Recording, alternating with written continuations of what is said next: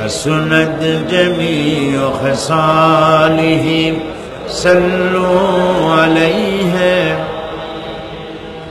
আজ থেকে ১৫০০ বছর আগে তিনি মানুষের সামনে এটি পেশ করলেন যে এই পৃথিবীর শেষ কথা নয়, আর একটা জায়গা আছে যেই জায়গায় এই পৃথিবীর সব কাজের হিসাব দিতে হবে, সেই জায়গাটায় আমাদের সকলকে উঠতে হবে। নবী করিম সাল্লাল্লাহু আলাইহি সাল্লাম মানুষকে পরকালের জ্ঞান দিয়েছিলেন, মানুষকে আখিরাতের জবাবদেহিতার কথা বলেছিলেন। জবাবদেহিতা শুধু গভর্নমেন্টের কাছে না, শুধু ঊর্ধ্বতন কর্মকর্তার কাছে না, ট্রান্সপারেন্সি, স্বচ্ছতা, জবাবদেহিতা শুধু ঊর্ধ্বতন কর্মচারী বা কর্মকর্তার কাছে নয়, সব থেকে বড় জবাবদেহিতা হবে কার কাছে? জোরে বলেন, কার কাছে? সে আল্লাহ পাকের কাছে জবাবদেহি করতে হবে প্রত্যেকটি কাজের, প্রত্যেকটি কথার। এই কথাগুলি কোরআনে কারিমে আল্লাহ পাক বিধৃত করেছেন। পরকালের উপরে আল্লাহ যত কথা বলেছেন, পরকালের উপরে ভিত্তি করে, আখিরাতের উপরে ভিত্তি করে আল্লাহ রাব্বুল আলামিন যত কথা বলেছেন, মওতের কথা, কবরের কথা, হাসরের কথা, সিরাতের কথা, মিজানের কথা, জাহান্নামের কথা, জান্নাতের কথা, বিচারের কথা, পরকাল কেন্দ্রিক যত কথা আল্লাহ পাক কোরআন শরীফে বলেছেন, সব কথাগুলি যদি এক জায়গায় করা যায়, গোটা কোরআন শরীফের 10 পারার সমান হয়ে যাবে। সম্ভবত কোরআনে কারিমের এমন কোন রুকু, এমন কোন পাতা নাই যেখানে আকারে ইঙ্গিতে পরকালের জবাবদেহিতা সম্পর্কে একেবারে কিছু বলা হয়নি। এই পরকাল কেন্দ্রিক কথাগুলির কারণেই সেই জামানার চোর, ডাকাত, ছিনতাইকারী, ধর্ষণকারী সব হেদায়েত হয়ে গিয়েছিল, আর মানুষগুলি পৃথিবীর সর্বশ্রেষ্ঠ সম্মানিত জাতিতে পরিণত হয়ে গেছিল। ঠিক কিনা বলেন? সত্য কিনা বলেন? সন্ত্রাস বন্ধ করতে হলে নৈতিকতার সৃষ্টি করতে হবে, আর নৈতিকতার সৃষ্টি কোরআন ছাড়া আর কিছুতেই করতে পারে না। আমার শিক্ষাঙ্গনে, কলেজ, বিশ্ববিদ্যালয়, হাই স্কুলগুলিতে যে ধরনের মানুষ আজ তৈরি হচ্ছে, আপনারা কি লক্ষ্য করেছেন কি মানুষ হচ্ছে? দেখুন নবীজি কি বলেছেন। আল্লাহর নবী বলেন, ইন্নাল্লাযী লাইসা ফি জাওফিহি শাইউম মিনাল কুরআনি কাল বাইতিল খারিব। যেই স্মৃতির ভিতরে, যেই দেহের ভিতরে কোরআন নাই, ওই দেহটা একটা বিরান বাড়ির মতো, একটা পোড়ো বাড়ির মতো। যেই বাড়িতে মানুষ থাকে না, এটাকে বিরান বাড়ি বলে। তো যেখানে মানুষ থাকে না, এটা একটা বাড়ি কিন্তু মানুষ নাই, এই বাড়িতে কি থাকে বলেন তো? বলেন। এই কথার জবাবে প্রায় লোকেরা বলে যে ভূত থাকে। আপনারা এই বিষয়ে একেবারে নিশ্চিন্ত হন, পৃথিবীতে ভূত আর পেতনি বলে কিছু নেই। খামোখাই আপনারা ভয় পান, ভূত পেতনি নেই। যে ঘরে মানুষ নাই সেখানে চামচিকা থাকে, সেখানে বিচ্ছু থাকে, সাপ থাকে, সেখানে এই ধরনের সরীসৃপ এগুলি থাকে। এখন যেখানে যেই দেহের মধ্যে কোরআন নাই, সেই দেহটা বিরান বাড়ির মতো। আমাদের শিক্ষাঙ্গনগুলিতে এক সময় এর মনোগ্রামগুলিতে লেখা ছিল, ইকরা বিস্মি রাব্বিকাল্লাযী খালাক, লেখা ছিল রব্বি জিদনি ইলমা, লেখা ছিল না? ছিল। 1972 সনে যারা ক্ষমতায় এলেন, তারা এসে আল্লাহর কোরআনের আয়াত দুটি তুলে ফেলে দিলেন। এটি কি মিথ্যা না সত্য? এখন কোরআনে কারিম এমনিতেই ওখানে পড়ানো হয় না, পরীক্ষায় পাশ করার জন্য 2-4টা আয়াত, 2-4টা হাদিস, আর তো কিছু নাই। একথা সত্য কিনা? মনোগ্রাম ছিল, কোরআনের আয়াত লেখা ছিল, এই কোরআনের আয়াত তুলে দেওয়া হলো। এখন কোরআন নাই। কোরআন নাই কি আছে? যেই দেহের ভিতরে কোরআন নাই, যে স্মৃতিতে কোরআন নাই, সেটা বিরান বাড়ির মতো। বিরান বাড়িতে বিচ্ছু থাকে, সাপ থাকে, কুইচা থাকে, সেখানে হিংস্র প্রাণী থাকে। যেখানে যে শিক্ষাঙ্গনগুলিতে কোরআন নাই, সেই শিক্ষাঙ্গনিতে ওই সব জিনিস থাকে যা বিরান বাড়িতে থাকে। কথা বুঝতে পেরেছেন? ফলে আমাদের শিক্ষাঙ্গনগুলি থেকে চাঁদাবাজ, মাস্তান, গুন্ডা, ধর্ষণকারী ইত্যাদি সাপ্লাই হচ্ছে, তবে সব না। একটা উল্লেখযোগ্য অংশ খারাপ হয়ে যাচ্ছে। এটা ঠিক কিনা বলেন? এই খারাপ যদি ভালো বানাতে চাই, নীতি নৈতিকতা ছাড়া, কোরআনের শিক্ষা ছাড়া, পরকালের জবাবদেহি তার চিন্তা ছাড়া আমরা আমাদের শিক্ষাঙ্গনকে বিডিআর দিয়া, পুলিশ দিয়া, আর্মি অপারেশন করে এই নীতি নৈতিকতার সৃষ্টি করা যাবে না। মানুষ ওজনে কম দেয়, খাদ্যে ভেজাল দেয়, জমিনের আইল ঠেলে, বউকে পর্দায় রাখে না, মিথ্যা কথা বলে, ওয়াদা খেলাপ করে, প্রতারণা করে। এই সব জিনিস আপনি বন্ধ করতে পারবেন না। ক্লিন হার্ট তো ভালো, এর থেকেও বড় কোন অপারেশন যদি থাকে, সে অপারেশন করেও মানব গোষ্ঠীকে ভালো বানানো যাবে না। একটি জিনিসই মানুষকে ভালো করতে পারে, সেটা হলো আল্লাহর কাছে কিয়ামতের দিন জবাবদেহিতা। এই জবাবদেহিতার উপরে ভিত্তি করেই আমি আপনাদের সামনে কথা বলতে চাই, যদি আল্লাহ পাক আমাদেরকে তৌফিক দান করেন। আমরা বলি আমিন। কাফেরেরা তিনটি জিনিসের প্রথম জিনিসের সাথে তারা দ্বিমত খুব একটা করতে পারে নাই। তারাও জানতো যে আল্লাহ এক আছেন। তাদের যে দেবতাগুলি ছিল এ সম্পর্কে তাদের ধারণা ছিল যে দেবতাগুলিও ওই আল্লাহর তৈরি করা, তবে আল্লাহর কাজের এরা হলো অংশীদার। যেরকম গভর্নমেন্টের একজন প্রধানমন্ত্রী থাকে আর একজন প্রেসিডেন্ট থাকে, আর বিভিন্ন বিভাগে মন্ত্রীরা থাকে, আল্লাহরও ওইভাবে রাষ্ট্র, আল্লাহ বা ভগবান বা গড, তারও এই বিশ্ব এগুলিকে পরিচালনা করার জন্য বিভিন্ন মন্ত্রণালয় আছে, আর ওই সব মন্ত্রণালয়গুলিতে আমাদের দেব দেবতাগুলিকে এইভাবে শরীক করে রাখা তিনি রেখেছেন। এটা হলো তাদের ধারণা। দুই নম্বরে, নবী করিম সাল্লাল্লাহু আলাইহি ওয়াসাল্লামের রিসালাত সম্পর্কে তাদের এ ব্যাপারে তারা একমত হতে পারে নাই, কিন্তু নবী করিম সাল্লাল্লাহু আলাইহি ওয়াসাল্লাম মিথ্যা কথা বলেছেন, নাউযুবিল্লাহ, এটা তারা ধারণা করতে পারত না। কারণ 40টি বছর পর্যন্ত একটি মিথ্যা কথা তিনি বলেন নাই। সুবহানাল্লাহ বলেন। নবুয়তের আগ পর্যন্ত কোনো মিথ্যে কথা তার কাছ থেকে লোকেরা শোনে নাই। সুবহানাল্লাহ। সারা জীবনেও তিনি কোনো মিথ্যা কথা বলেন নাই। তৃতীয় যে বিষয়টি, এই বিষয় ছিল তাদের মারাত্মক প্রশ্ন, সেটাই আপনাদের আম্মা ইয়াতাসাআলুন আনিন নাবাইল আযীমিল্লাযী হুম ফীহি মুখতালিফুন কাল্লা সায়া'লামুনা সুম্মা কাল্লা সায়া'লামুন। সূরা নাবা। নবী করিম সাল্লাল্লাহু আলাইহি ওয়াসাল্লাম বলেছেন, কেউ যদি দুনিয়ায় বেঁচে থেকে জীবিত চোখ দিয়ে পরকাল দেখতে চায়, পরকাল তো আমরা দেখতেছি না, কি বলেন? আমরা দেখতেছি? আমাদের কোন আত্মীয় স্বজন, মরা আত্মীয় স্বজন বেঁচে এসে ওই জগৎ সম্পর্কে আমাদেরকে কিছু বলতে পারতেছে? কেউ পারেনি। কাজেই সেই পরকালটা কেমন হবে, নবী করিম সাল্লাল্লাহু আলাইহি ওয়াসাল্লাম বলেছেন, কেউ যদি দেখতে চায়, তাহলে দুনিয়ায় বেঁচে থাকা অবস্থায় কেউ যদি পরকাল দেখতে চায়, তাহলে সে যেন সূরা নাবা, সূরা নাজিআত, সূরা তাকবীর, সূরা আল ইনফিতার সে যেন পড়ে। তাহলে কিয়ামত তার চোখের সামনে ভেসে উঠবে। সুবহানাল্লাহ। আল্লাহ পাক বলছেন, আম্মা ইয়াতাসাআলুন, তারা কি সব ব্যাপারে জিজ্ঞাসাবাদ করছে? আনিন নাবাইল আযীম, সেই মহা ব্যাপারটি, সেই মহা খবরের ব্যাপারেই কি তারা এসব প্রশ্ন করছে? আল্লাযী হুম ফীহি মুখতালিফুন, যে ব্যাপারে তারা নিজেরাই মতদ্বৈততায় ভুগছে এবং নিজেরাই ঠাট্টা বিদ্রুপ ইত্যাদি করে বেড়াচ্ছে। কাল্লা সায়া'লামুন, কখনো নয়, অবশ্যই তারা জানতে পারবে।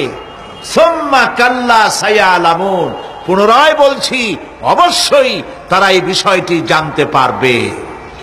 এ হলো আয়াত যদ্দূর পড়েছিলাম তার শাব্দিক তরজমা।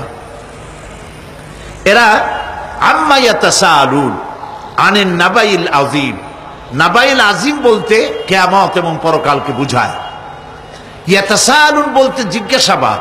পরস্পর পরস্পরকে তারা জিজ্ঞাসা করত, কি ভাই, আমরা নাকি মরে যাব, তারপর নাকি জিন্দা হব, এটা কেমন কথা?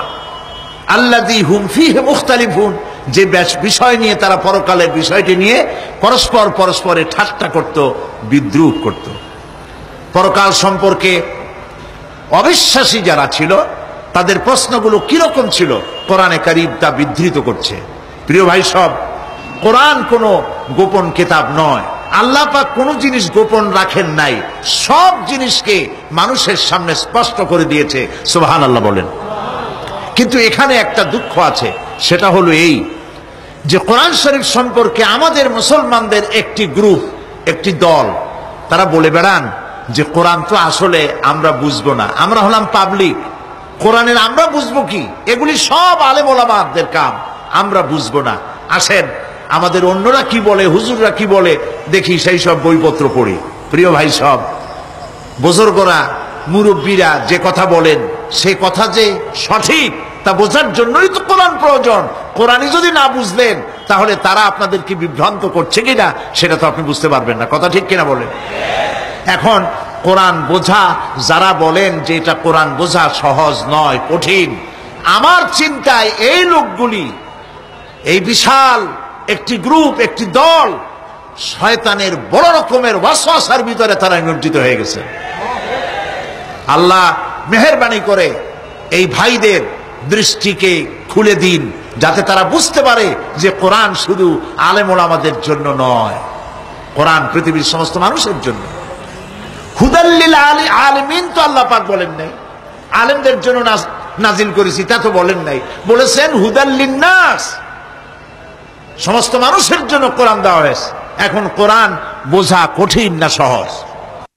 এই প্রশ্নের জবাবে আল্লাহ রাব্বুল আলামিন, আমরা প্রশ্ন করব, আমাদের প্রশ্ন করার অনেক আগে আল্লাহ রাব্বুল আলামিন সূরা কামারের ভিতরে একটি প্রশ্নের জবাব 4 বার দিয়েছেন। আল্লাহ পাক বলেছেন, ওয়া লাকাদ ইয়াসসারনাল কুরআনা লিযিকর ফাহাল মিন মুদ্দাকির। আল্লাহ পাক বলেন, আমি আল্লাহ অবশ্যই কোরআনকে মুখস্থ করার জন্য আর কোরআন বোঝার জন্য মানুষের কাছে আমি সহজ করে দিয়েছি। ফাহাল মিন মুদ্দাকির, আছে কে কেউ এর থেকে উপদেশ গ্রহণ করার? 4 বার আল্লাহ পাক বলেছেন সূরা কামারের ভিতরে, অবশ্যই কোরআন আমি বোঝার জন্য সহজ করে দিয়েছি। সুবহানাল্লাহ বলেন। আমরা বুঝতে চাই না, তাহলে বুঝবো কি করে? বুঝতে চাইলেই তো আমরা বুঝতে পারবো, চেষ্টা করলেই বুঝতে পারবো। কোরআনে কারীমের এই সূরাটির দিকে লক্ষ্য করেন, আল্লাহ পাক বলছে কাফেরেরা এটা বিশ্বাস করতো না, বিশ্বাস না করে তারা কি সব প্রশ্ন উঠাইতো, সেই প্রশ্নগুলো আল্লাহ পাক তুলে ধরেছেন। আরেকটি জিনিস লক্ষ্য করুন, আল্লাহর চাইতে শক্তিধর পৃথিবীতে কেউ আছে? আকাশে কেউ আছে? কোথাও কেউ আছে? কেউ নাই। আল্লাহরে অস্বীকার করছে একদল লোক, বলতেছে মানি না। আল্লাহ পাক ফেরেশতা পাঠায় দিলেন, ওদের গর্দান পিটাই ভেঙে দাও, আমারে মানে না কে? এইরকম কি আল্লাহ করছে? না, করেন নাই। ওরা বলে পরকাল মানি না, আল্লাহরে মানি না। আল্লাহ পাক কোরআনে যুক্তি দিয়েছেন, আর নবী করিম সাল্লাল্লাহু আলাইহি ওয়াসাল্লামকে বলেছেন, ইন্নামা আনতা মুযাক্কিরুন লাস্তা আলাইহিম বিমুসাইতির। হে নবী, উপদেশক করে আপনাকে পাঠাইছি, আপনাকে লাঠিচার্জ করার জন্য পাঠাই নাই। আপনি দারোগা নন, আপনি প্রচারক, মানুষকে উপদেশ দিন সুন্দর সুন্দর ভাষায়। উদউ ইলা সাবিলি রাব্বিকা বিল হিকমাতি ওয়াল মাউইজাতিল হাসানা, মিষ্টি মিষ্টি ভাবে, সুন্দর ভাবে, সুকৌশলে মানুষকে ভালো ভালো কথাগুলি সুন্দর করে বুঝিয়ে দিন। সুবহানাল্লাহ বলেন।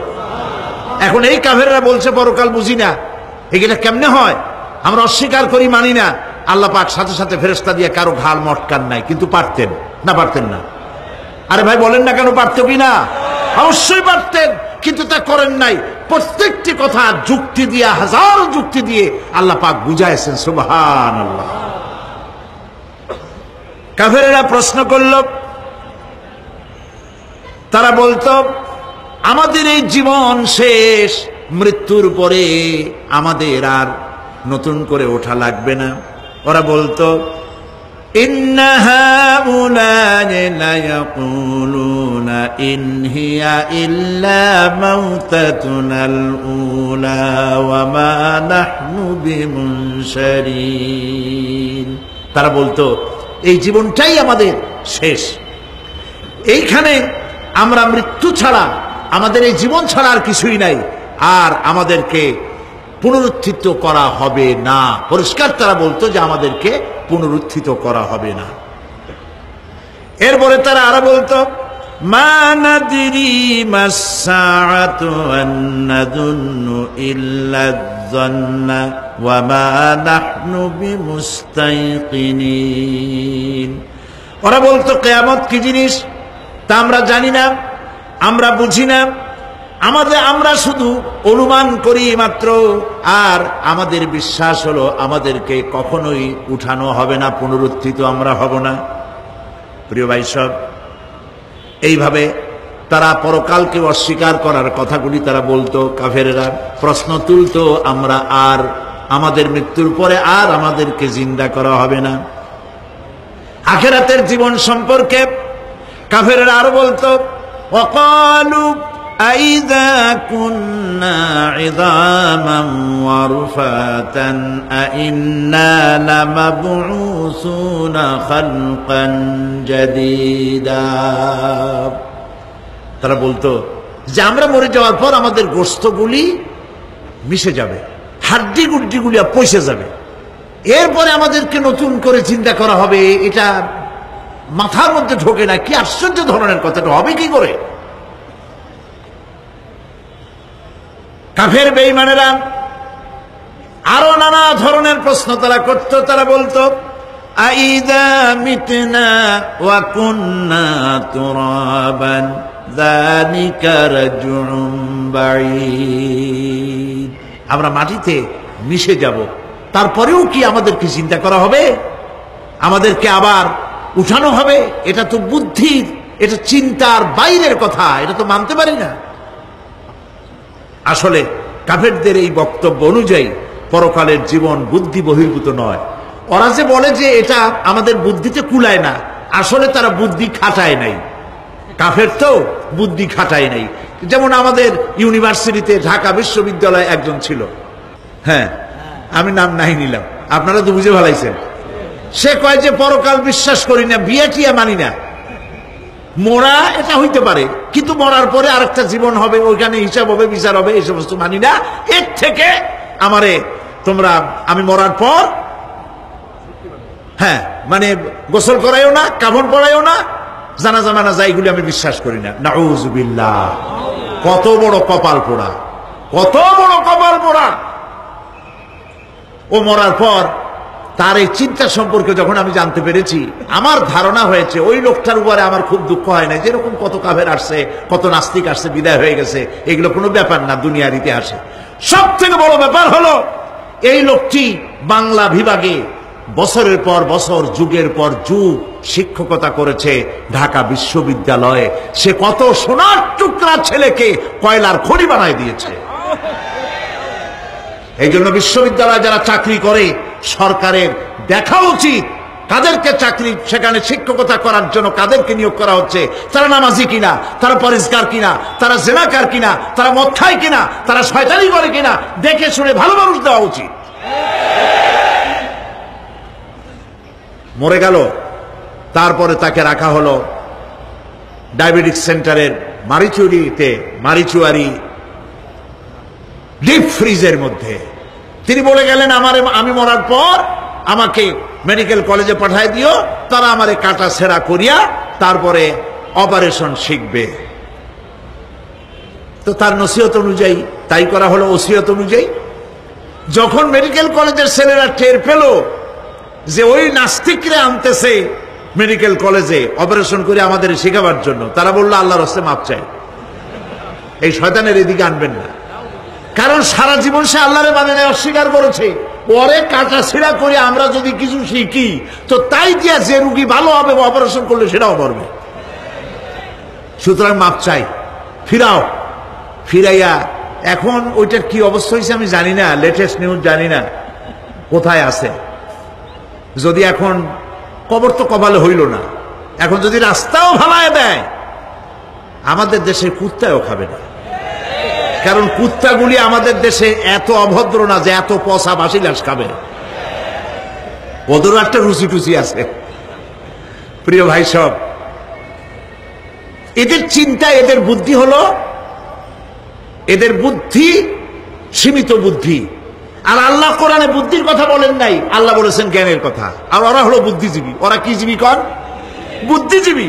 আচ্ছা, আপনারা একটা প্রশ্নের জবাব দেন তো, দুনিয়ার সব থেকে বড় বুদ্ধিজীবী কেডা? মাশাআল্লাহ, আপনাদের ওয়াজ না শুনাইলেও হবে, আপনারা তো জানি ফেলাইছেন সব। সব থেকে বড় বুদ্ধিজীবীর নাম হলো শয়তান। আর সব থেকে বড় জ্ঞানীর নাম হযরত আদম আলাইহিস সালাম। মানুষের মধ্যে সর্বপ্রথম আল্লাহকে জ্ঞান দান করেছিলেন। সুবহানাল্লাহ। আল্লাহ পাক কোরআনের মধ্যে কোথাও বলেন নাই যে আমি বুদ্ধি দিছি। আল্লাহ পাক বলেছেন ওয়া আল্লামা আদামাল আসমাআ কুল্লাহা, আমি আদমকে সমস্ত জিনিসের জ্ঞান দিয়েছি, নামগুলা শিখাইছি। সুবহানাল্লাহ। ওয়ালাকাদ আতাইনা লুকমানাল হিকমা, আমি লোকমানকে জ্ঞান দান করেছি। ওয়ালাকাদ আতাইনা দাউদা ওয়া সুলাইমানা ইলমা, আমি দাউদ আর সুলাইমানকে কি দিছি? বুদ্ধি দিছি। কি দিছি? জ্ঞান দান করেছি।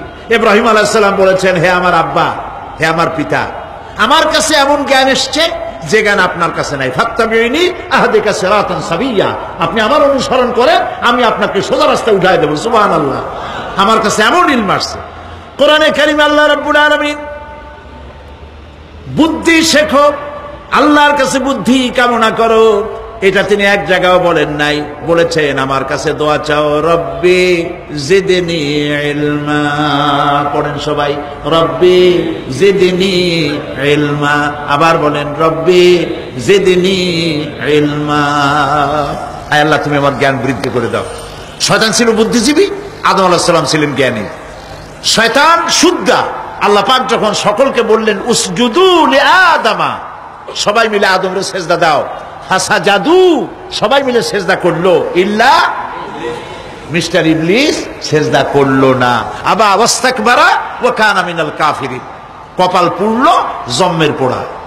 এখন ও যে বুদ্ধিজীবী, দুনিয়ার বড় বুদ্ধিজীবী, দেখেন অবস্থা। আল্লাহ পাক জিজ্ঞেস করলেন, ইবলিস রে, আমার হুকুমটা তুই মানলি না কেন? কোন জিনিস তোরে বাধা দিল আমার হুকুম অমান্য করতে? মানলি না কেন? ও তো বুদ্ধিজীবী, বুদ্ধির আশ্রয় নিয়েছে। সে বলছে, আল্লাহ পাক, এটা মানি নাই একটা বৈজ্ঞানিক কারণেই, একটি দার্শনিক কারণেই মানতে পারি নাই। কারণ হচ্ছে খালাকতানি মিন নার ওয়া খালাকতাহু মিন তিন, তারে বানাইছো মাটি দিয়া, আমারে বানাইছো আগুন দিয়া, আনা খায়রুম মিনহু, আমি ওর থেকে অনেক ভালো। নাউযুবিল্লাহ। কত বড় কপাল পোড়া। আগুনের গতি হলো ঊর্ধ্বমুখী, মাটির গতি নিম্নমুখী। ঊর্ধ্বগতি সম্পন্ন একটা জিনিসকে নিম্নমুখী জিনিসের সামনে মাথা নত করতে বলা তোমার একটা অবৈজ্ঞানিক অদার্শনিক হুকুম হয়ে গেছে। নাউযুবিল্লাহি মিন যালিক। আল্লাহ পাক বললেন, ইন্নাকা রাজীব, মরদুদ, বিতাড়িত, সব আমল বরবাদ করে দিলাম। দেখেন, অপরাধ শয়তান করেছে, অপরাধ আদম আলাইহিস সালাম করেছে। একজন অপরাধ করে শয়তান হয়ে গেল, আর একজন অপরাধ করে আল্লাহর পয়গম্বর হয়ে গেলেন। সুবহানাল্লাহ বলবেন না? কেন? কারণ হলো শয়তান বুদ্ধিজীবী, বুদ্ধির আশ্রয় নিল। আদম আলাইহিস সালাম তিনি বুদ্ধির আশ্রয় নেন নাই, তিনি আকলের, তার জ্ঞানের কাছে তিনি আশ্রয় নিয়েছেন। অর্থাৎ তিনি চিন্তা করতেছিলেন যে আল্লাহ পাক আমাকে নিষেধ করলেন একটা গাছের কাছে যেতে, আমিও গেলাম, বউও গেল, যা নিষেধ করলেন সেটা করলাম। এখন যদি আল্লাহ আমারে প্রশ্ন করেন যে আমার হুকুম অমান্য করলা কেন, কি জবাব দেব? আদম আলাইহিস সালাম জবাব খুঁজে পাচ্ছিলেন না। কিন্তু আমি ওই আয়াত তেলাওয়াত করার পর সর্বপ্রথম সেই ছাত্র জীবনে আমি চিন্তা করলাম জবাবটা একটা দিতে উনি পারতেন। ছাত্র মানুষের মধ্যে তো নানান চিন্তা আসে, তো আমার চিন্তা আসলো উনি একটা জবাব তো দিতে পারতেন, আমাদের আবাল বাসার একটা জবাব তো দিতে পারতেন, এই যে আল্লাহ পাক সবই ঠিক আছে, অপরাধ আমি করেছি, ভুল আমি করেছি, কিন্তু আমার এটা জানতে ইচ্ছে হয় জান্নাতের সমস্ত নাজ নেয়ামত আমার জন্য তুমি জায়েজ করে দিলা, যে গাছটার কাছে যাওয়া যাবে না, ফল খাওয়া যাবে না, এরকম একটা গাছ জান্নাতের মধ্যে বানাইয়া আমারই বিপদে ভালাইলা কেন? এরকম একটা জবাব তিনি দিতে পারতেন, কিন্তু তিনি দেন নাই। কারণ তিনি বুঝতে পেরেছেন মহাশক্তিধর আকাশ আর জমিনের মালিক আল্লাহ রাব্বুল আলামিনের সামনে আর্গুমেন্ট চলে না, তার সামনে আর্গুমেন্ট চলে না, সারেন্ডার চলে, আত্মসমর্পণ করা চলে। হযরত আদম আলাইহিস সালাম কোন আর্গুমেন্টের কাছে গেলেন না, কেঁদে কেঁদে অস্থির হয়ে যাচ্ছেন। আল্লাহ রাব্বুল আলামিন যখন প্রশ্ন করবেন, আদম রে আমার হুকুম ভাঙলি কেন, অমান্য করলি কেন, কি জবাব দেব? আর ঠিক সেই মুহূর্তেই রব্বুল আলামিন প্রশ্ন করলেন, আদম রে আমার হুকুম অমান্য করলে কেন? হযরতে আদম আলাইহিস সালাম কোন বুদ্ধির আশ্রয় না নিয়া তার জ্ঞান তাকে বলে দিল, আল্লাহ তাকে কালেমা শিখায় দিলেন। উদ্বুদ্ধ হয়ে তিনি আল্লাহ রাব্বুল আলামিনের সামনে মাথা নত করে দিয়ে বললেন, রব্বানা যালামনা আনফুসানা ওয়া ইল্লাম তাগফির লানা ওয়া তারহামনা লানাকুনান্না মিনাল খাসিরিন। রব্বানা যালামনা, হে আল্লাহ আমি আমার নফসের পরে, যালামনা আনফুসানা আমি আমার নফসের পরে জুলম করেছি, অত্যাচার করেছি। ওয়া ইল্লাম তাগফির লানা, তুমি যদি আমাকে ক্ষমা না করো। জ্ঞান কত দেখেন, শুধু ক্ষমা চান নাই, বলেছেন তুমি যদি আমাকে ক্ষমা না করো, ওয়া তারহামনা আর যদি দয়া না করো, লানাকুনান্না মিনাল খাসিরিন আমি ক্ষতিগ্রস্ত হয়ে যাব। কতটা জ্ঞানের অধিকারী তিনি! তিনি এটা বললেন না যে শুধু মাফ করে দাও, শুধু মাফ করলে হবে না, মাফও করা লাগবে, আর আগে যেমন দয়া করতে আসলেও করতে সেটাও করা লাগবে। সুবহানাল্লাহ। আল্লাহ পাক রাজি হয়ে গেলেন, রাজি হন নাই? আল্লাহ রাব্বুল আলামিন হযরত আদম আলাইহিস সালামকে শুধু ক্ষমা করলেন না, ক্ষমাও করলেন, আর নবীর মর্যাদা দিয়ে আল্লাহ রাব্বুল আলামিন দুনিয়ায় পাঠাইয়া দিলেন। সুতরাং বুদ্ধি দিয়ে কাফেররা বুদ্ধির আশ্রয় গ্রহণ করে সর্বনাশ করেছে, যে পরকাল হইতে পারে না, মরে যাব আবার উঠবো, আবার এই শরীর কেমনে তৈরি হবে, এইটা তাদের বুদ্ধিতে কুলায় নাই। কিন্তু বুদ্ধি দিয়া চিন্তা করলে বোঝা যাইতো যে হ্যাঁ পরকাল একটা হইতে পারে। আর একটা কথা বলি, সেটা হলো এই, বহুত মানুষ আছে পরকাল বিশ্বাস করে না, আছে না? এমন আছে। এখন আমরা বিশ্বাস করি পরকাল, আমরা কারা কারা বিশ্বাস করি হাত উঁচু করে দেখান তো। আলহামদুলিল্লাহ বলি, বলেন আলহামদুলিল্লাহ। এখন যারা বিশ্বাস করে না তাদেরকে জানাতে চাই, আমরা যারা পরকালে বিশ্বাস করি, তাহলে পরকাল যদি না হয়, কিয়ামত যদি না হয়, বিচার আচার যদি কিছু না হয়, আমরাও বেঁচে গেলাম, আপনারাও বেঁচে গেলেন। কিন্তু সত্য সত্যই যদি পরকাল একটা হয়, বিচার যদি হয়, আমরা বেঁচে যাব, ফেসে যাবা তোমরা। প্রিয় ভাই সব, আল্লাহ রাব্বুল আলামিন সুন্দর করে বুঝাচ্ছেন, দেখো পরকাল কেন হবে, এটা বুদ্ধি দিয়ে চিন্তা করো, জ্ঞান দিয়ে চিন্তা করো। সারা বছর ব্যবসা করার পর হিসাব নিকাশের একটা দিন আসে, আসে না? বলেন আসে কিনা? হিসাব নিকাশের একটা দিন আসে সারা বছর ব্যবসা করার পর, সারা বছর লেখাপড়া করার পর, তারপরে কি বলে পরীক্ষা দেওয়ার একটা দিন আসে, আসে না? তো সারা জীবন আপনি এখানে কাজবাজ করবেন, এখানে আপনি ভালো করলেন মন্দ করলেন, এর কোনো জবাব হবে না, বিচার হবে না। এটা পাগলে চিন্তা করতে পারে, আর পাগলেরা চিন্তা করে বলেই তারা বলে, পাগলেরই এটা কথা, মাটির পুতুল যেমনে নাচায় তেমনে নাচি, পুতুলের কি দোষ? মরিয়া দেখেন, এই গান যারা বিশ্বাস করে মরিয়া দেখেন অবস্থাটা কি হয়। ফেরেশতারা আসা ধোপায় যেমন কাপড় আশ্রায়, ওই রকম ঠ্যাং ধরিয়া কবরের মধ্যে আশ্রাবে, আর বলবে যেমনে আশ্রায় তেমনে আশ্রাই, ফেরেশতার কি দোষ? কাজে এই পৃথিবী শেষ কথা নয়, মৃত্যু অবধারিত, মরা লাগবে না। এবার দেখেন আল্লাহ কি বলেন, আল্লাযী খালাকাল মাউতা ওয়াল হায়াতা লিয়াবলুয়াকুম আইয়ুকুম আহসানু আমালা। আল্লাহ পাক বলছেন, আমি মৃত্যু আর জীবন সৃষ্টি করেছি। কেন করেছি? লক্ষ্য করুন, লিয়াবলুয়াকুম, যাতে করে আমি তোমাদেরকে পরীক্ষা করে নিতে পারি। কি ব্যাপারে? আইয়ুকুম আহসানু আমালা, আমলের দিক থেকে, নেক কাজের মধ্য থেকে, ভালো কাজ এবং খারাপ কাজের মধ্য থেকে, আইয়ুকুম আহসানু আমালা থেকে তোমাদের মধ্যে কে উত্তম, কে ভালো মানুষ, এইটার পরীক্ষা নেওয়ার জন্য আমি মৃত্যু আর জন্মের সৃষ্টি করেছি। প্রিয় ভাই সব, খুব লক্ষ্য করুন, জন্ম আর মৃত্যু। জন্ম হলে মৃত্যু হবেই, না হবে না? এই যে একটা ডিউরেশন, একটি সময়, এই সময়টা হলো পরীক্ষার সময়। আমরা যারা পড়াশোনা করেছি, আপনারা পড়াশোনা করেছেন নিশ্চয়ই, কলেজে অথবা হাই স্কুলে অথবা মাদ্রাসায় প্রতি বছর একটা করে পরীক্ষা আসে, আসে না পরীক্ষা? এই পরীক্ষার ডিউরেশন কত সময়? 3 ঘন্টা। কয় ঘন্টা বলে? 3 ঘন্টা। এই 3 ঘন্টা পরীক্ষা দিতে গিয়ে আপনারা কি কোনো ছাত্রকে দেখেছেন যে প্রশ্নপত্র সামনে নিয়ে গল্প করতেছে? প্রশ্নপত্র সামনে নিয়ে তাস খেলে, জুয়া খেলে, আর একদিকে তাকায় থাকে? প্রতিটি মুহূর্ত সে কাজে লাগাচ্ছে, প্রতি মুহূর্ত কাজে লাগাচ্ছে। 3 ঘন্টা পুরা হওয়ার 2 ঘন্টার মধ্যে পরীক্ষা তার শেষ হয়ে গেছে, কিন্তু সে চলে যাচ্ছে না, বাকি আরো 1 ঘন্টা আধা ঘন্টা রিভাইজ করতেছে। সে যা যা পরীক্ষা দিয়েছিল প্রশ্ন অনুযায়ী জবাবগুলি ঠিক হয়েছে কিনা সে মিলাই দেখে। কারণ কি? কারণ হলো এই পরীক্ষা যদি ফেল করি, বাপ মায়ের কষ্ট করা পয়সাগুলি বিফলে চলে যাবে, আমি চাকরি পাবো না, আমার জীবনটা 1 বছরের জন্য নষ্ট হয়ে যাবে। এই জন্য সে এত খাটাখাটনি করে পরীক্ষায় ভালো ফল করার জন্য সে পরীক্ষা দেয়, এবং পরীক্ষার রেজাল্ট এই পৃথিবীতেই হয়। ঠিক কিনা বলে? খাতা দেখতে যতদিন লাগে তারপরে পরীক্ষা হয়।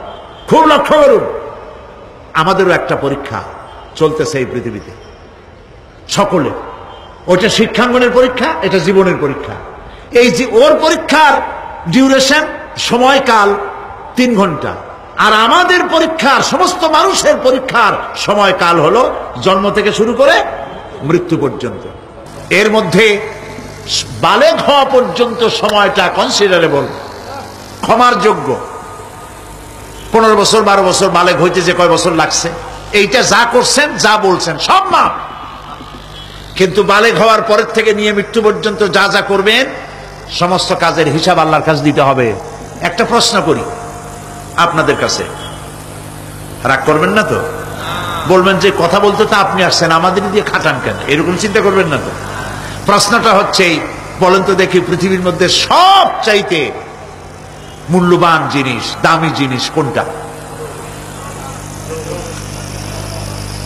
হ্যাঁ, ইখতিলাফ হয়ে গিয়েছে, ইখতিলাফ হয়েছে। কেউ বলেছে যৌবন, কেউ বলেছে কোরআন, কেউ বলেছে ইসলাম। আর যারা বেশি বুদ্ধি রাখে তারা খামোশ, তারা কথা বলে নাই। কোনটা কইয়া কোন জ্বালা চুপ করে থাকাই ভালো।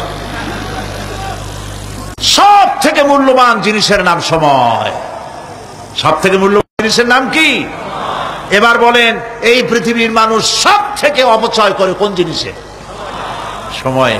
সময়ের অপচয় আমরা যা করি। বাড়িতে আজকে রাত্রে ক্যালকুলেটর, কম্পিউটার, ক্যালকুলেটর না থাকে যদি কাগজ কলম হাতে নেন। জীবনের 15 বছর বাদ দেন, এখন আপনার বয়স এখন যা, এই বয়সে প্রতিদিন ওই যৌবন প্রাপ্তির পর থেকে নিয়ে এই পর্যন্ত প্রতিদিন টেলিভিশনের সামনে নাটক দেখার জন্য, সিনেমা দেখার জন্য, ন্যাশনাল জিওগ্রাফি দেখার জন্য, ডিসকভারি দেখার জন্য, স্পোর্টস দেখার জন্য প্রতিদিন কয় ঘন্টা টিভির সামনে আপনি বসেন। এরপরে আপনি এগুলিকে সপ্তাহে কয় ঘন্টা হয়, মাসে কয় ঘন্টা হয়, বছরে কয় ঘন্টা হয়। বয়স এখন আপনার 50 বছর, 15 বছর বাদ দেন, 35 বছর। হিসাব করেন কয় বছর আপনি টেলিভিশনের সামনে বসা ছিলেন। আমার কথা কি মাথায় ঢুকছে? কয় বছর টেলিভিশন আর সিনেমা হলে বসা ছিলেন? চায়ের দোকানে গল্প করতে গিয়ে, আড্ডা মারতে গিয়ে কতটা সময় নষ্ট করেছেন? রবীন্দ্রনাথ, যতীন্দ্রনাথ, যোগীনাথ, তারপরে শরৎচন্দ্র, এই সমস্ত এই নাম মনে আসলো। কবি, সাহিত্যিক, ঔপন্যাসিক, নাট্যকার, তাদের বইপত্র, গল্পের বই, ভূতের গল্প, এই সমস্ত গল্পের বই পড়িয়া জীবনে কতটা সময় নষ্ট করেছেন। সবগুলি এক জায়গায় করেন, সবগুলি এক জায়গায় করেন। এরপরে আপনার চোখ ছানা বড় হয়ে যাবে, দেখতে পাবেন আপনার জীবনের উল্লেখযোগ্য 35 বছরের কম করে হলেও 20 বা 25 বছর অপচয় হয়ে গেছে, নষ্ট হয়ে গেছে। ইন্না লিল্লাহি ওয়া ইন্না ইলাইহি রাজিউন। জীবনের সব থেকে মূল্যবান সময়গুলি নষ্ট করে ফেলেছি আমরা। আল্লাহ পাক বলেছেন, পরীক্ষা নেওয়ার জন্যই এই পৃথিবীতে দিয়েছিলাম। এখন ওর পরীক্ষার, ছাত্রের পরীক্ষার সময় 3 ঘন্টা, রেজাল্ট আউট হবে এখন। আর আপনার আমার পরীক্ষা মৃত্যুতে, জন্ম থেকে শুরু মৃত্যু পর্যন্ত, কিন্তু রেজাল্ট এখানে আউট হবে না। রেজাল্ট আউট হবে কোথায়? কিয়ামতের দিন। কোথায় হবে?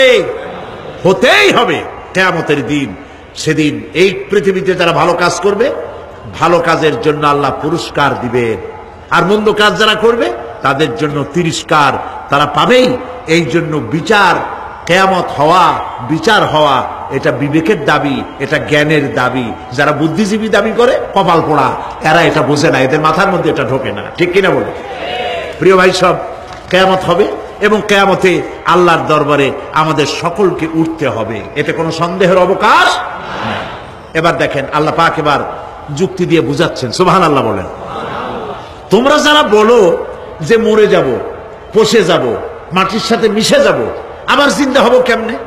আল্লাহ বলে কেমনে জিন্দা হবা বুঝাই। সুবহানাল্লাহ বলেন। আল্লাহ রাব্বুল আলামিন বলেন, আল্লাহুল্লাযী আরসালার রিয়াহা ফাতুসিরু সাহাবা ফাসুকনাহু ইলা বালাদিন মাইয়িতিন ফাআহইয়ানা বিহিল আরদা বা'দা মাউতিহা কাযালিকান নুশুর। আল্লাহ পাক বলেন, লক্ষ্য করে দেখো, সমুদ্রের লবণাক্ত পানিগুলি বাষ্পীয় আকারে মেঘমালায় পরিণত করে দেই, আর বাতাসকে হুকুম করি মেঘটাকে টেনে নিয়ে যাও অমুক জায়গায়। আল্লাহ যেখানে বৃষ্টি দিতে চান, বাতাস মেঘকে ঠেলে নিয়ে সেখানে নিয়ে আসে, বৃষ্টির পানিগুলি পড়ল। আল্লাহ পাক বলেন, আকাশের সেই বৃষ্টির পানি দিয়া মরা জমিনকে আমি জিন্দা করে দিলাম। ফাআহইয়ানা বিহিল আরদা বা'দা মাউতিহা, এই মৃত্যু জমিনকে আমি জিন্দা করলাম। সেখানে তুমি বীজ বপন করলে, সেই বীজগুলি, বীজের মাথা ফাটাইয়া চারাগুলি কে বের করে দিল? মাটির আস্তরণ, মাটির আস্তরণের মধ্যে কদুর বিচি, লাউর বিচি। আপনারা কদু কন না লাউ বলেন? যেটাই হোক বুঝলেই হইল, কদু অথবা লাউ একই কথা। অথবা যে কোনো শাক সবজির উদ্ভিদ, এর চারা, এর বীজ মাটিতে দেওয়া হলো, মাটিটা ফেটে চারা, যে পাতা দুটো বেরিয়ে আসলো, এই পাতা কি শক্ত না নরম? তাহলে মাটিটা ফাটাইয়া পাতা দুটো বাইর করে দিল কে? সুবহানাল্লাহ বলে। রব্বুল আলামিন দৃষ্টান্ত দিয়ে বুঝাচ্ছেন, আলাম ইয়াকুন নুতফাতাম মিন মানিয়্যিন ইউমনা সুম্মা কানা আলাকাতান ফাখালাকা ফাসাওয়া ফাজআলা মিনহু যাওজাইনি যাকারা ওয়াল উনসা। আল্লাহ পাক বলেন, মানুষকে নিকৃষ্টতম মাতৃগর্ভে নিক্ষিপ্ত এক ফোঁটা পানি ছিল না, আমি তার থেকে আকার আকৃতি দিয়ে সুগঠিত করে মানুষের আকার দান করেছি, আর মায়ের পেটের ভিতরে আমি নারী আর পুরুষ বানাইছি, কন্যা সন্তান এবং পুত্র সন্তান বানাইছি। সুবহানাল্লাহ। এখন মানুষে কয় যে আমরাও পারি। এই যে ক্লোনিং সিস্টেম একটা শুরু হয়েছে, শুনছেন আপনারা? কথা না কইলে বুঝি কি? ক্লোনিং পদ্ধতি। এটি ক্লোনিং পদ্ধতি, বিজ্ঞানীরা যারাই কাজটা করতেছে, তারা বিশ্ব সভ্যতাকে বিনষ্ট করার একটি মারাত্মক কাজে তারা হাত দিয়েছে। ক্লোনিং পদ্ধতিতে যে যা কিছু তৈরি হয়, এর আগে ভেড়ার বাচ্চা হয়েছে, ছাগলের বাচ্চা বানাইছে, সেগুলি তার মায়ের মতোই হয়েছে অথবা পিতার মতো হয়েছে। পিতার ডিএনএ নিয়ে একটা পুরুষ জাতীয় জন্তুর ডিএনএ অথবা স্ত্রী জাতীয় একটি জন্তুর ডিএনএ নিয়ে তারপরে বিশেষ প্রক্রিয়ার মাধ্যমে সন্তান, এই বাচ্চা উৎপাদনের ব্যবস্থা তারা শুরু করেছে পশু দিয়ে। এরপরে মানুষ এভাবে করা যায় কিনা সেই চিন্তা তারা করেছে। ইতিমধ্যে নাকি দুটো বাচ্চা হয়েছে, এটা সত্য না মিথ্যা এখনো যাচাই করা যায় নাই। কিন্তু পশুর থেকে যেগুলো হয়েছে সবগুলি রোগ নিয়ে আসছে পৃথিবীতে, গেল 1 নম্বর কথা। 2 নম্বরে ডিএনএর মাধ্যমে যে মানব শিশু পয়দা হয় তার সবগুলি তার মায়ের অনুকরণে হয়, একেবারে অবিকল মায়ের চেহারা নিয়ে আসতেছে, অবিকল পিতার চেহারা নিয়ে আসতেছে। চিন্তা করুন, এই মেয়ে যখন বয়সপ্রাপ্ত হবে তখন তার পিতা কি করে বুঝবে তার বউ কোনটা আর মেয়ে কোনটা? উচিত হবে পৃথিবীর সমস্ত নেতৃবৃন্দ, বিশ্ব নেতৃবৃন্দের ঐক্যবদ্ধ হয়ে এই দুঃসাহসিক কাজকে বাধা দিয়ে বন্ধ করে দেওয়া উচিত। আল্লাহর সৃষ্টির সাথে পাল্লা দিতে গেলে ধ্বংস ছাড়া পথ থাকবে না। লক্ষ্য করেছেন? আপনি সাক্ষী দিলে আজ এক সাক্ষী দেবেন, কালকে বলবেন যে ওই সাক্ষী আমি দেইনি। আজকে সই করেছেন, কালকে বলবেন ওই সই আমি করি নাই। কিন্তু আল্লাহ রাব্বুল আলামিন আপনার ফিঙ্গারপ্রিন্ট, আপনার আঙ্গুলের ছাপ এমন করে দিয়েছেন, এই আঙ্গুল দিয়ে যদি কাগজের উপর একটা টিপ মারেন, টিপ সই করেন, আপনার বাবা কবর থেকে উঠে এসেও বলতে পারবে না যেটা আপনার না। আদম আলাইহিস সালাম থেকে নিয়ে আজ পর্যন্ত, আজ থেকে নিয়ে কিয়ামত পর্যন্ত যত মানুষ পৃথিবীতে এসেছে আর আসবে, কোন মানুষের আঙ্গুলের রেখার সঙ্গে আর একজন আঙ্গুলের রেখার মিল হবে না। এ হচ্ছে আমার আল্লাহর সৃষ্টি, সুবহানাল্লাহ। সুতরাং তিনি বলছেন, আমি মাতৃগর্ভের ভিতরে সন্তান তৈরি করি, সেই সন্তানকে কোনটা কন্যা সন্তান, কোনটা পুত্র সন্তান আমি বানাই। এই কাজটা যিনি পারেন, এবার দেখেন সামনে কি বলতেছেন আল্লাহ। এই কাজটি যিনি করতেছেন, আলাইসা যালিকা বিকাদিরিন আলা আইয়ুহিয়াল মাউতা, এত বড় কাজ যিনি সম্পাদন করেছেন, এক ফোঁটা নাপাক পানি, এক ফোঁটা নিকৃষ্ট গান্দা পানি যা শরীর থেকে নির্গত হলে পরে গোসল ফরজ হয়ে যায়, এমন এক ফোঁটা পানি দিয়ে তোমার জন্মের উৎপত্তি করেছি, আকার দিলাম, হাত দিলাম, পাও দিলাম, চোখ দিলাম, সুন্দর করে বানালাম, তারপরে পৃথিবীতে পাঠালাম। এরপরে তুমি কি করে মনে করতে পারো যে সেই আল্লাহ তোমার মৃত্যুর পরে আবার জিন্দা করতে পারবে না? আলাইসা যালিক, আল্লাহ পাক কি তোমাকে মৃত্যুর পরে, আলাইসা যালিকা বিকাদিরিন, আল্লাহ পাকের পক্ষে এটা কি সম্ভব নয় যে তোমার মৃত্যুর পরে আল্লাহ আবার চিন্তা করবেন? বলেন অবশ্যই পারবেন, বলেন অবশ্যই পারবেন।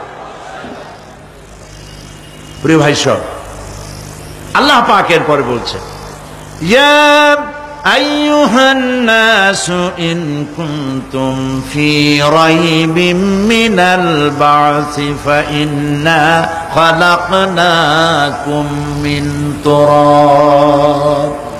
হে মানব সকল, যদি সন্দেহ হয় যে আমি তোমাদের পরকাল সম্পর্কে, যদি পুনরুত্থান সম্পর্কে যদি তোমাদের সন্দেহ হয়, জানা থাকা উচিত আমি তোমাদেরকে মাটি দিয়ে সৃষ্টি করেছি, মাটির উপকরণ দিয়ে সৃষ্টি করেছি। এই মাটির সাথে মিশে যাবা, আবার উঠানো হবে। মাটিতে কবরের মধ্যে মুর্দা রাখার সময় কি বলি আমরা? মিনহা খালাকনাকুম ওয়া ফিহা নুঈদুকুম। পড়েন সবাই, মিনহা خلقناكم وفيها نعيدكم ومنها نخرجكم تارة أخرى। মাতৃগর্ভের ভিতরে মানুষকে আল্লাহ রাব্বুল আলামিন হাত পাও চক্ষু কর্ণনাসিকা দিয়ে সুন্দর করে মায়ের পেটের ভিতরে বানায়া এই পৃথিবীতে আল্লাহ পাক পাঠায় দেন। আর আল্লাহ পাক বলেন, সুম্মা নুখরিজুকুম তিফলা, বাচ্চার আকারে মায়ের পেট থেকে বের করে দিলাম। যে আল্লাহ রাব্বুল আলামিন এইভাবে করে তোমাদেরকে সৃষ্টি করেন। যালিকা বিআন্নাল্লাহা হুয়াল হক, জেনে রাখো এ সব কিছু এই জন্যই ঘটে যেহেতু আল্লাহ রাব্বুল আলামিন, আল্লাহ তাআলা মহাসত্য, তিনি যা বলেন তাও সত্য, তার কথার মধ্যে কোনো রকমের বৈপরীত্য নাই। ব্যারোমিটার যন্ত্র আছে, যে যন্ত্রের মাধ্যমে আবহাওয়া মাপা হয়, বৃষ্টি হবে কি হবে না, ঝড় হবে কি হবে না, জলোচ্ছ্বাস হবে কি হবে না, এগুলি ব্যারোমিটার যন্ত্র দিয়া, আবহাওয়া মাপা যন্ত্র দিয়ে তারা মাপে। কিন্তু আপনারা কি কখনো শুনেছেন যে রেডিও টেলিভিশনে বলা হয়েছে সন্দ্বীপ, কুতুবদিয়া, হাতিয়া, সেন্ট মার্টিন এবং বাঁশখালী, আর কি কোন দু একটার নাম, কক্সবাজার, পতেঙ্গা ইত্যাদির উপর দিয়ে 280 মাইল স্পিডে ঝোড়ো হাওয়া প্রবাহিত হবে। আগামীকাল 30 ফিট উঁচু হয়ে জলোচ্ছ্বাস হবে, এরকম কথা বলে কেউ? কি বলে? হইতে পারে, হইতে পারে, বজ্রসহ বৃষ্টিপাত হতে পারে। এবার কোরআন শরীফ দেখুন তো, কোরআন শরীফে কোথাও আছে পরকাল হইলেও হইতে পারে, কবর আযাব এটাও হয়তো হইতে পারে, জান্নাত আর জাহান্নাম থাকতেও পারে, এরকম কথা আছে না। সব কথা ডাইরেক্ট, কোন কথার ভিতরে কোন রকমের বৈপরীত্য নাই। আল্লাহ রাব্বুল আলামিন বলেছেন ইযাস সামাউ ফাতারাত, আকাশ সমূহ যখন বিদীর্ণ হয়ে যাবে, ওয়া ইযাল কাওয়াকিবু তাসারাত, আর যখন তারকাসমূহ বিক্ষিপ্ত হয়ে পড়বে, ওয়া ইযাল কুবুরু বুসিরাত, আর যখন কবরের ভিতরে যা কিছু আছে সব উদ্গীরণ করে দেওয়া হবে। সমস্ত কথাগুলি ডাইরেক্ট। যালিকা বিআন্নাল্লাহা হুয়াল হক, যেহেতু আল্লাহ মহাসত্য। ওয়া মান আসতাকু মিনাল্লাহি কিলা, আর আল্লাহর চাইতে সত্যবাদী আর কে আছে? বলেন আছে কেউ? সে আল্লাহ রাব্বুল আলামিন বলেন এত কিছু কাজ, এত সুন্দর ব্যবস্থাপনা করে যিনি করেন, ওয়া আন্নাহু ইউহিল মাউতা ওয়া আন্নাহু আলা কুল্লি শাইইন কাদির। সে আল্লাহ রাব্বুল আলামিন তোমাদেরকে তোমাদের মৃত্যুর পরে আবার জিন্দা করবেন, এতে সন্দেহ করার কোনো কারণ নাই। وأن الساعة آتية لا ريب فيها وأن الله يبعث من في القبور। আল্লাহ পাক বলছেন অবশ্যই কিয়ামত আসবে, তাকে কেউ বিন্দুমাত্র এতে কোনো সন্দেহ নাই। আর وأن الله يبعث من في القبور, আর আল্লাহ পাক অবশ্যই কবরে যা কিছু আছে সব বের করে নিয়ে আসবেন।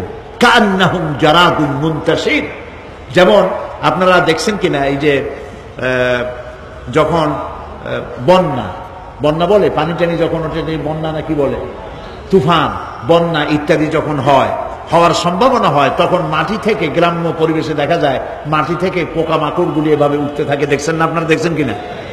পাখাওয়ালা পিঁপড়াগুলি এইভাবে সব উঠতে থাকে। কান্নাহুম জারাদুম মুনতাশির, এইভাবে করে পোকামাকড় পতঙ্গগুলি যেভাবে মাটি থেকে উদ্গত হতে থাকে, সমস্ত খবরগুলি থেকে মানুষগুলি এভাবে উদ্গত হয়ে যাবে। তবে হ্যাঁ, আপনারা একটা প্রশ্ন করতে পারেন যে কবর দিয়ে সব উঠবে, কিন্তু যে মানুষের বাগে খাইছে তার কি হবে? যে মানুষের আগুনে পড়ে গেছে তার কি হবে? যে নদীর মধ্যে ডুবে গেছে তার কি হবে? যে কুমিরের পেটে চলে গেছে তার কি হবে? এরকম একটা প্রশ্ন আপনারা করতে পারেন। কবর কাকে বলে সেটা আমাদের জানতে হবে। কবর শুধু মাটির গর্তটাকেই কবর বলা হয় না, এটি আলমে বারজাখ, এটি পর্দা, এটা জবনিকা। মৃত্যুর পরের জীবনটাই হলো আলমে আখিরাত পর্যন্ত যাইতে যে জীবনটা লাগে, যে একটি সময় আছে, এই সময়টার নামটাই হলো কবর। সেটা গর্তের মধ্যে হইতে পারে, মাটির মধ্যে, সেটা বাঘের পেটে হতে পারে, সেটা কুমিরের পেটে হতে পারে, সেটা পানিতে পচে যেতে পারে, এটা কোনো বিষয় না। আল্লাহ পাক উঠাতে চাইবেন এবং সমস্ত কিছুকে কিয়ামতের দিন আল্লাহ রাব্বুল আলামিন তার দরবারে হাজির করবে। তাহলে আমরা বুঝতে পারলাম যে কিয়ামত যে হবে এই ব্যাপারে কোনো সন্দেহের অবকাশ নাই। এখন ওই কিয়ামতের দিন আল্লাহ রাব্বুল আলামিন আমাদের বিচার নেবেন, হিসাব করবেন। দুনিয়ায় যে পরীক্ষা দিয়েছিলাম, এই পরীক্ষায় যদি কেউ একবার ফেল করে, আর একবার পরীক্ষা দিয়ে পাস করার সুযোগ আছে, আরো একবার যদি ফেল করে আবার পরীক্ষা দিয়ে পাস করার সুযোগ আছে। 10 বার পরীক্ষা দিবেন, 10 বার ফেল করবেন, 100 বার পরীক্ষা দিবেন, 100 বার ফেল করবেন, তারপরেও আবার পরীক্ষা দেওয়ার সুযোগ আছে। কিন্তু কিয়ামতের ময়দানে যদি কোনো মানুষ তার জীবনের পরীক্ষায় যদি ফেল করে, দ্বিতীয়বার পরীক্ষা দিয়া পাস করার আর কোনো সুযোগ নাই। এই পৃথিবীতে জজ কোর্টে কেউ হেরে গেল, হাইকোর্টে আপিল করার সুযোগ আছে। হাইকোর্টে যদি হেরে যায়, সুপ্রিম কোর্টে কেস করে জেতার সুযোগ আছে, আপিল করার সুযোগ আছে। সুপ্রিম কোর্টেও হেরে গেল, প্রেসিডেন্টের কাছে জীবন ভিক্ষা চাওয়া যাইতে পারে। কিন্তু কিয়ামতে, আখিরাতে, আদালতে, ওই জায়গায় মানুষ যদি একবার তার জীবনের মামলায় হেরে যায়, দ্বিতীয়বার আপিল করার আর কোনো জায়গা নাই। কঠিন জায়গা, সেই জায়গা হবে এবং সেখানে সবাইকে উঠতেই হবে। সুতরাং এই যে প্রশ্ন করা হয় যে এই কিয়ামত কবে হবে, এটা বিশ্বাস করি না, হ্যান ত্যান ইত্যাদি, মরলে আবার জিন্দা করবে কে, এইসব প্রশ্নের কোনো দাম নাই। আল্লাহ পাক এই ব্যাপারে আরেকটি কথা বলছেন, ইয়াসআলুনাকা কাআন্নাকা হাফিয়ুন আনহা কুল ইন্নামা ইলমুহা ইনদাল্লাহ ওয়ালাকিন্না আকসারান নাসি লা ইয়ালামুন। হে নবী, এরা আপনার কাছে এই প্রশ্নটা করে এইভাবে যে কিয়ামত কবে আসবে, মনে হয় যেন আপনি এটা জানেন। এই ইলম কিয়ামত কবে হবে মনে হয় যেন আপনি এটা জানেন, সেই জন্য তারা এই প্রশ্নটা করছে। আসলে কুল ইন্নামা ইলমুহা ইনদাল্লাহ, কিয়ামত কবে হবে এটা কে জানেন? ওয়ালাকিন্না আকসারান নাসি লা ইয়ালামুন, অবশ্যই অধিকাংশ মানুষের এইটা জানে না। কিয়ামত কবে হবে এটা একমাত্র আল্লাহ পাক জানেন। পরকালের জীবন যে হবে এতে কোনো সন্দেহ নাই, সেই ব্যাপারে আল্লাহ পাক বলছেন, আআনতুম আশাদ্দু খালকান আমিস সামাউ বানাহা। তোমরা যে পুনরুত্থান সম্পর্কে অস্বীকার করো, এবার চিন্তা করো, তোমারে বানানো কঠিন না ওই মহা আকাশটা বানানো কঠিন? কোনটা কঠিন বলেন না আপনারা, কোনটা কঠিন? আপনারা একটু তাকায় দেখেন তো, এই যে বিশাল প্যান্ডেল, এই প্যান্ডেলে খুঁটি আছে না নাই? আছে কিনা? কতগুলা খুঁটি গুনতে আপনার আধা ঘন্টা খানে সময় লাগবে, ঠিক না? এই একটা প্যান্ডেল বানাতে যদি এতগুলি খুঁটি লাগে, তাহলে বিশাল আকাশে যদি এইরকম খুঁটি লাগতো আকাশটারে ঝুলায় রাখার জন্য, তাহলে চিন্তা করেন তো, খুঁটির জ্বালায় গাড়ি গাড়ি চালানো যাইতো? আছে কোনো খুঁটি? জোরে বলেন, আছে? নাই। ওই আকাশটাকে আল্লাহ পাক বলছেন, আনতুম আশাদ্দু খালকান আমিস সামাউ বানাহা। তোমারে বানানো কঠিন না ওই বিশাল আকাশ বানানো কঠিন? কোনটা কঠিন ছিল? তো ওই আকাশটা বানানোই তো আল্লাহ পাকের কাছে সহজ হয়ে গেছে। তাহলে তোমারে একবার বানাইয়া যে একবার বানাতে পেরেছেন তিনি আবার জিন্দা করতে পারবেন না, এই চিন্তা কেন করো? আল্লাহ রাব্বুল আলামিন কোরআনে কারীমের ভিতরে পরিষ্কার করে বলেছেন, ওরা বলে, কাফের বেঈমানেরা বলে, ক্বালা মাইয়ুহইল ইযামা ওয়া হিয়া রামীম। আমাদের হাড় গোড় যখন পচে যাবে, গলে যাবে, কে আমাদের জিন্দা করবে? জবাবে আল্লাহ পাক বলেন, হে নবী আপনি বলুন, কুল ইউহইয়াল্লাযী আনশাহা আউওয়ালা মাররা। আপনি বলে দিন যে আল্লাহ রাব্বুল আলামিন একবার তোমাকে সৃষ্টি করেছেন, প্রথমবার যিনি সৃষ্টি করেছেন, দ্বিতীয়বার মৃত্যুর পরে আবার তিনি জিন্দা করবেন। কেন বিশ্বাস করো না? সুতরাং এই যে আল্লাহ পাক মানুষকে জীবন দিয়েছেন, এই জীবনের পরে মৃত্যু, মৃত্যুর পরে আবার আমাদের সকলকে উঠতে হবে এবং আল্লাহ পাকের দরবারে আমাদেরকে উপস্থিত হতে হবে। এই কথাগুলি যারা অস্বীকার করে, পরকাল যারা মানে না, তাদের সম্পর্কে আল্লাহ পাক বলছেন, والذين كذبوا بآياتنا ولقاء الآخرة حبطت أعمالهم। আল্লাহ পাক বলেন, যারা পরকালকে অস্বীকার করেছে, আখিরাত যারা মানে না, তাদের জিন্দেগীর সকল আমলগুলিকে আল্লাহ পাক বরবাদ করে দিবেন। পরকালের বিশ্বাসের উপরে ভিত্তি করেই মানুষের চরিত্র ভালো হইতে বলেন পারে। একটা দৃষ্টান্ত দেই, একটা দৃষ্টান্ত। এই যে যারা চুরি করে, ডাকাতি করে, সন্ত্রাস করে মানুষ মারে, সন্ত্রাসগুলি করে কি জন্যে? এদের ধারণা নাই যে আল্লাহ পাক আমাদেরকে উঠাইতে পারবে, আমাদের মৃত্যু হবে, পরকালের চিন্তা নাই বলেই তারা এই কাজটা করে। রাতের আধারে কোটি কোটি টাকার অফার আসছে, কেউ দেখে না, এইখান থেকে, এই টাকার খাওয়া থেকে, অথবা জেনা করা থেকে, অথবা মদ পান করা থেকে গোল্ডেন অপরচুনিটি, সুযোগ আসছে, জেনা করা যায়, মদ খাওয়া যায়, টাকা নেওয়া যায়, অবৈধ টাকা। এই অপরাধ থেকে বাঁচাতে পারে একমাত্র পরকালের জবাবদিহিতা, আখিরাতের ভয়। আল্লাহর কাছে আমাকে জবাবদিহি করতে হবে, এই ভয় ছাড়া আর কোনো কিছুই মানুষের এই বিপদ থেকে মানুষের চরিত্র ভালো বানাইতে পারে না। মানুষের চরিত্র ভালো বানাবার জন্য এটাই হচ্ছে একমাত্র পথ। সেই জন্য আল্লাহ পাক আখিরাতের জীবন রেখেছেন, উঠতে সেখানে হবেই। এই পৃথিবীতে একবার যখন আসছি আমাদেরকে জিন্দা আল্লাহ করবেন এবং সমস্ত কথাগুলির জবাব আল্লাহর কাছে দিতে হবে।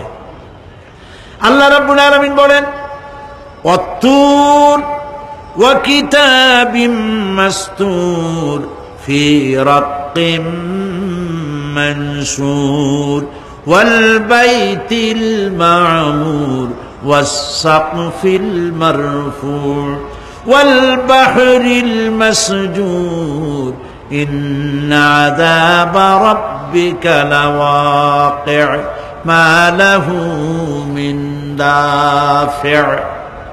সূরা তুর। আল্লাহ পাক বলছেন তুর পাহাড়ের শপথ, তুর পাহাড়ের শপথ, সেই প্রকাশ্য পবিত্র গ্রন্থের শপথ যা লিপিবদ্ধ রয়েছে মসৃণ ঝিল্লিতে, চর্ম ঝিল্লিতে লিপিবদ্ধ রয়েছে। আরো শপথ বাইতুল মামুরের, আরো শপথ সুউচ্চ আকাশের, আরো শপথ উচ্ছ্বাসিত তরঙ্গায়িত সমুদ্রে। নিশ্চয়ই সেই আযাব আসবে, আযাব মানে কিয়ামত, সেই পরকাল অবশ্যই আসবে। মা লাহু মিন দাফি', এই শাস্তি থেকে, এই কিয়ামত আসা থেকে, এই কিয়ামত সংগঠিত হওয়া থেকে রোধ করার মতো ক্ষমতা কারো নাই। সুবহানাল্লাহ। এখন আল্লাহ পাক তুর পাহাড়ের কসম করছেন। তুর পর্বত হচ্ছে সেই পর্বতের কথাই ধরা যাক, যেখানে এটি ঐতিহাসিক পর্বত। হযরতে মূসা আলাইহিস সালামকে আল্লাহ রাব্বুল আলামিন যেখানে নবুয়তের শিরস্থান পড়িয়ে দিয়েছিলেন, তুর পাহাড়ের ভিতরে। অতুর সিনিন, তুর পাহাড়ের কসম আল্লাহ পাক বলছেন। এবং খোদায় আল্লাহ রাব্বুল আলামিনের সঙ্গে বিরোধিতা করার কারণে ফেরাউনকে এই তুর পাহাড়ের কাছেই লোহিত সাগরের মধ্যে, দরিয়ায় নীলের মধ্যে আল্লাহ পাক ডুবিয়ে মেরেছিলেন এবং নির্যাতিত বনী ইসরাইলকে শাস্তি দেওয়ার চূড়ান্ত সিদ্ধান্ত এই তুর পাহাড়েই আল্লাহ পাক দিয়েছিলেন। আল্লাহ বলছেন, আমি সেই তুর পাহাড়ের কসম করি। ওয়া কিতাবিম মাসতুর, এবং পবিত্র গ্রন্থের শপথ, যেই গ্রন্থগুলি নাজিল হয়েছে নবীদের উপরে, ইনজিল, তাওরাত, জাবুর, কোরআন, এই কিতাবগুলির কসম করি। সুবহানাল্লাহ। কোরআনের কসম করি, আল্লাহ পাক বলছেন এই কিতাবগুলির কসম করছি। তুর পাহাড়ের কসম করছি, কিতাবগুলির কসম করছি। ওয়াল বাইতুল মামুর, আর বাইতুল মামুরের কসম করছি। সেটা কি? আকাশের প্রত্যেকটি আকাশে একটি করে বাইতুল মামুর আছে। ওই আকাশের ফেরেশতারা এই বাইতুল মামুরকে কেন্দ্র করে আল্লাহ রাব্বুল আলামিনকে সিজদা দেয়। আল্লাহ পাক হযরত আদম আলাইহিস সালামকে বলেছিলেন, একটি ঘর বানাও, বাইতুল মামুরের নিচে বানাও। তিনি বললেন, আমি তো জানি না বাইতুল মামুর কোথায়। হযরত জিবরাইলকে পাঠানো হলো, বাইতুল মামুর আকাশের যেখানে আছে ঠিক সেই সোজা বর্তমানে মক্কা শরীফে যে কাবা শরীফ যা আছে, অবিকল আল্লাহ পাকের আকাশে বাইতুল মামুর যেখানে, তার সরাসরি নিচেই কাবা শরীফ স্থাপিত হয়েছে। আল্লাহ রাব্বুল আলামিন বলছেন, আমি এই বাইতুল মামুরের কসম করছি। এরপরে আল্লাহ পাক বলছেন যে ফেরেশতারা যে বাইতুল মামুরকে তাওয়াফ করে এবং আল্লাহ পাকের ইবাদত করে, সেই বাইতুল মামুরের কসম। ওয়াস সাকফিল মারফু, সুউচ্চ আকাশের কসম। এই আকাশ আল্লাহ পাক সৃষ্টি করেছেন বেগাইরে আমাদিন, কোন রকমের কোন খুঁটি ছাড়াই। সুবহানাল্লাহ বলি আমরা। এই বিশাল আকাশ সম্পর্কে ওই যে বুদ্ধিজীবী যারা, কোরআনের জ্ঞান যাদের কাছে নাই, তারা বলে যে আকাশ বলতে কিছু নাই, ওইটা একটা নীলা নীলা বহুত দূর, সেই জন্য নীলা নীলা দেখা যায়। এই পৃথিবী সম্পর্কেও তাদের ধারণা এই পৃথিবীও কিছু না, এটা হলো ওই যে কি বলে, সূর্যের কাছের থেকে একটা উজ্জ্বল জ্যোতিষ্ক খুব ফোর্সে যাচ্ছিল, এই ফোর্স সহ্য করতে না পেরে সূর্যের একটি অংশ মহাশূন্যের উপরে ছিটকে পড়ল, ঘুরতে ঘুরতে পৃথিবীর আকার ধারণ করেছে। এই হলো ওদের ধারণা। অ্যাক্সিডেন্টের মাধ্যমে নাকি এই পৃথিবী হয়েছে। মূল কথা হলো এইভাবে করে যদি কোনো একটা গ্রহ উজ্জ্বল জ্যোতিষ্ক যাওয়ার কারণে পৃথিবী হয়ে থাকে, তাহলে এখন তো পৃথিবীতে মানুষ ধরতেছে না, মানুষ তো অনেক বেশি বেড়ে গেছে, তাহলে আর একটা জ্যোতিষ্ক দয়া করে সূর্যের পাশ দিয়ে যাইয়া আর একটা খণ্ড ফালাই দিয়া আর একটা পৃথিবী বানায় না কেন? প্রিয় ভাই সব, আল্লাহ পাক বলছেন ওয়াসাকফিল মারফু, আমি এই বিশাল আকাশের কসম করি। সুবহানাল্লাহ। এরপরে ওয়াল বাহরিল মাসজুর, পৃথিবীতে প্রবাহিত উচ্ছ্বসিত তরঙ্গায়িত সমুদ্র রাজির কসম করি। সুবহানাল্লাহ। আচ্ছা বলেন তো, এই পৃথিবী এর নিচে কি? এই পৃথিবীর নিচে কি? এই পৃথিবী মহাশূন্যের উপরে ঘুরছে। লক্ষ্য করেন আল্লাহর কত বড় শক্তি। আটলান্টিক মহাসাগর কোথায় বলতে পারবেন না? এই পৃথিবীতে। আটলান্টিক মহাসাগর কোথায়? এই পৃথিবীতে। আটলান্টিক মহাসাগর, প্রশান্ত মহাসাগর, ভূমধ্য সাগর, যত সাগর আর মহাসাগর সব এই পৃথিবীতে। এই পৃথিবী অসংখ্য পাহাড়, অসংখ্য সমুদ্র আর অসংখ্য মানবরাজি নিয়ে লাটিমের মতো ঘুরতেছে। সুবহানাল্লাহ। মহাশূন্যের উপরে, মহাশূন্যের উপরে লাটিম যেমন ঘোরে পৃথিবী তেমন ঘোরে, অথচ মানুষগুলো ছিটকে পড়ে যায় না, পানিগুলি উড়ে কোথাও পড়ে যায় না। সুবহানাল্লাহ বলতে ইচ্ছে করে না। আল্লাহ রাব্বুল আলামিন সূরা ইয়াসিনের মধ্যে বলেছেন লাশ-শামসু ইয়ানবাগি লাহা আন তুদরিকাল কমারা ওয়ালাল লাইলু সাবিকুন নাহার ওয়া কুল্লুন ফি ফালাকিন ইয়াসবাহুন। সূর্য চন্দ্রের অধিকার নষ্ট করতে পারে না। রাত দুপুরের সময় সূর্য উঠবে না, দিনের দুপুর বেলায় চন্দ্র উদিত হয়ে সূর্যের আলোকে নিষ্প্রভ করতে পারে না। চন্দ্র সূর্যের আগে যেতে পারে না, সূর্য চন্দ্রের আগে যেতে পারে না। কারো গায়ে কারো ধাক্কা লাগে না। অসংখ্য তারকারাজি উড়ে বেড়াতেছে, কারো সাথে কারো কোনো ধাক্কা নাই, কোনো সংঘর্ষ নাই। মহা